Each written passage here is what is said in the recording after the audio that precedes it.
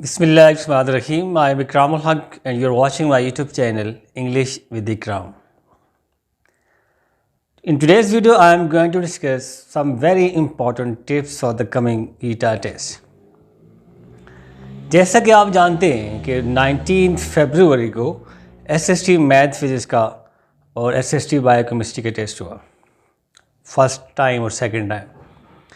तो अब 27 फरवरी को SST जनरल, जिसके लिए मैं इतना अरसे से वीडियो रिकॉर्ड करवा रहा हूँ, ऑनलाइन क्लासेस ले रहा हूँ, तो आज on the basis of this previous test, जो पिछला टेस्ट हुआ उसको मैंने देखा। ज़रा मेरा फील्ड जो है वो साइंस नहीं है, लेकिन जो पेपर का पैटर्न था, जो पेपर की नेचर थी, उसको देखते हुए मैं आने वाले जो टेस्ट हैं, स्पेशली 27 फरवरी को जो SST जनरल का टेस्ट हो रहा है, उसके बाद बाकी टेस्ट जिसके बारे में मैं प्रेडिक्ट कर चुका हूँ कि PhD के टेस्ट कब होंगे और बाकी जो ग्रेड 15 की जो पोस्ट हैं उनके टेस्ट कब होने जा रहे हैं, तो उनके लिए कुछ इंपॉर्टेंट टिप्स हैं जो मैं आज आपके साथ शेयर करता हूँ। और इंशाल्लाह ये टिप्स, ये गाइडलाइंस आपके लिए डेफिनेटली बड़ी हेल्पफुल साबित होंगी। तो 27 को आपका टेस्ट हो रहा है।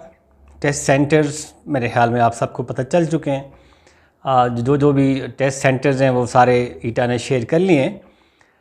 तो टेस्ट का जो पैटर्न है वो मैं पहले भी बार बार बता चुका हूँ। आज मैं थोड़ा सा आपको स्पेसिफिकली जो गाइडलाइन दे रहा हूँ, इंग्लिश के वाले से बात करूँ, SST जनरल के वाले से बात करूँ, तो आपने क्या करना है, आपका जो सबसे इम्पॉर्टेंट चीज़ यही है, जो पहले भी मैंने बताया है, कि आपने 10th तक जितनी भी इंग्लिश की जो बुक्स हैं 4th 5th से लेकर 10th तक, उसमें जो पोएम्स हैं स्पेशली, और जो उसकी एक्सरसाइज में ग्रामर है, उनकी एक्सरसाइज ये नहीं है कि आपके जो उनके जो लेसन्स हैं उसमें से क्वेश्चंस आएंगे। अक्सर स्टूडेंट पूछते थे कि हमने वो बुक्स पढ़नी है थरली।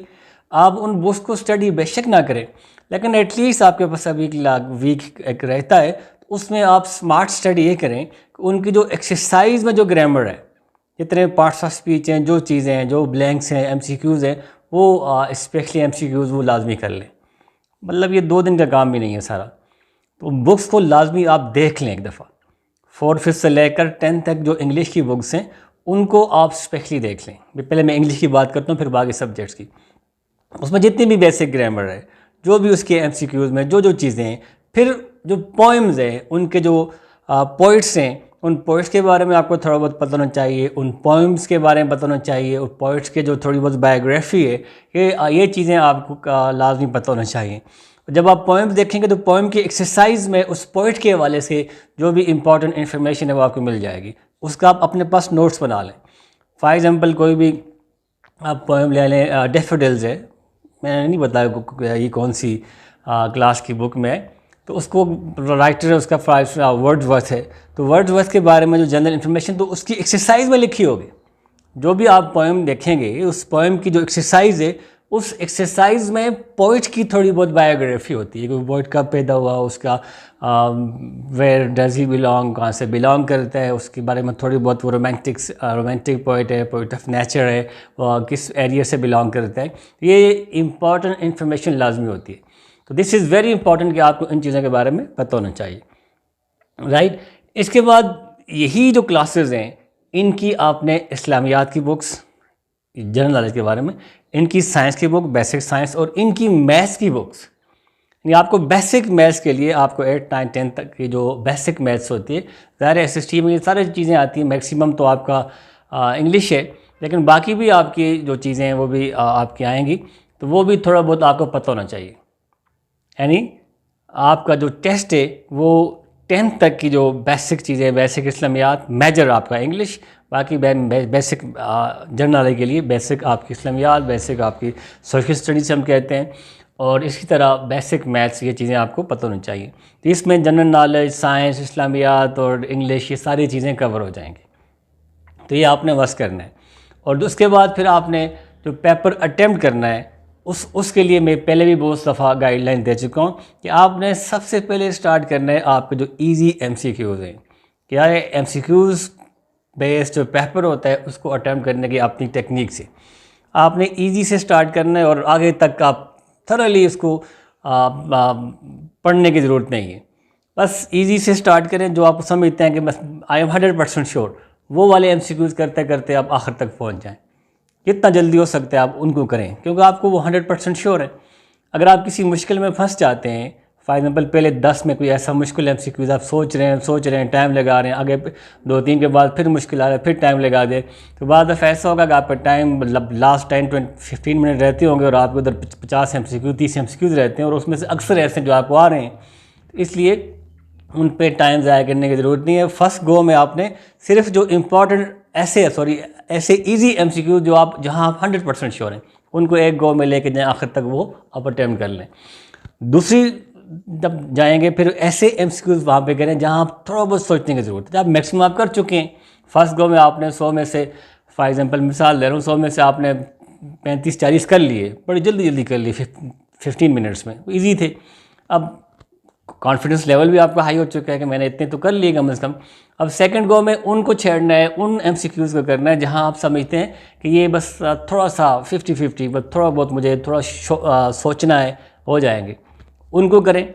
उसमें ज़रा कम आप करेंगे, क्योंकि आपको ऐसे कम ही होंगे जो जहाँ पे आप थोड़ा बहुत आपको डाउट होगा, और टाइम भी वो ज़्यादा लेंगे।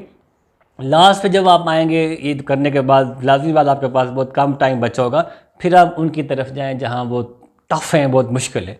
तो उस पर फिर कुछ ऐसी टेक्निक्स होती हैं, एलिमिनेशन टेक्निक है, आप देखें उन ऑप्शन में से जो बिल्कुल ओड ऑप्शन है, बिल्कुल कोई नहीं है, उस पर तुक्का लगा सकते हैं, फ्लू लगा सकते हैं, नेगेटिव मार्किंग नहीं है, तो वहाँ पे फिर आप जाके उनमें इस तरह तुक्का भी, वैसे तुक्का नहीं, आंख बंद करके बस तुक्का लगाते जाएं।